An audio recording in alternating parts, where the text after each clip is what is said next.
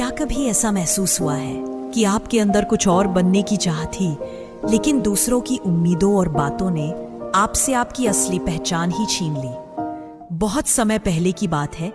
एक सुंदर सा जंगल था, रंग बिरंगे फूलों से भरा, हरियाली से सजा। वहीं एक छोटा सा तोता रहता था। नाम था मीठू। बहुत प्यारा था और सबसे बड़ी बात, वो बहुत अच्छा बोलता था। लेकिन मीठू की एक अजीब आदत थी, वो बस दूसरों की नकल करता था। बंदर कुछ बोले तो वही दोहराता, हाथी चिढ़े तो वैसी ही आवाज निकाले। बिल्ली की म्याऊं से लेकर बाघ की दहाड़ तक मीठू सब बोल सकता था, सिवाय खुद के। धीरे धीरे जंगल के जानवर कहते, मीठू तू तो बस कॉपी मशीन है, तेरी अपनी कोई बात है भी? मीठू हंसता, पर अकेले में कुछ खाली महसूस करता। हर दिन किसी और की आवाज बोलते बोलते उसे अब अपनी आवाज याद नहीं थी।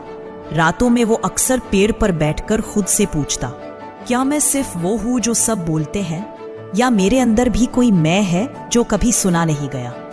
एक सुबह मीठू चुपचाप उड़ चला, बिना बताए, बिना आवाज किए। वो जंगल से बहुत दूर पहाड़ियों के पार चला गया। रास्ते में उसे कई जानवर मिले। हर कोई उसे देखकर पहचानता, पर सिर्फ उसकी नकल से।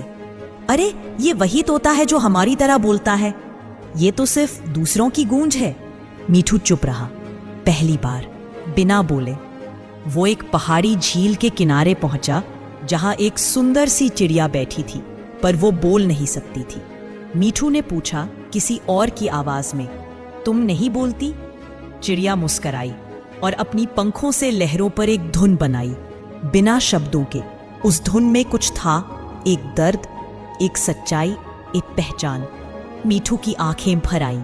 उसे पहली बार एहसास हुआ, जो चुप है वो भी बोलते हैं, पर दिल से। और शायद मेरी भी एक आवाज है जो न सुनी गई, न समझी गई। मीठू लौट आया, पर अब उसने किसी की नकल नहीं की। अब वो वही बोलता था जो उसके दिल से आता था। शब्द कम थे, पर भाव गहरे। अब मीठू की बातें सबको छूती थी, क्योंकि अब वो किसी और की आवाज नहीं, अपनी आत्मा की भाषा बोलता था। अगर आप हर समय दूसरों को दोहराते रहेंगे, तो एक दिन आप खुद को भूल जाएंगे। मीठू अब फिर से गा रहा था, लेकिन इस बार वो दूसरों की आवाज नहीं, अपने दिल की कहानी सुना रहा था।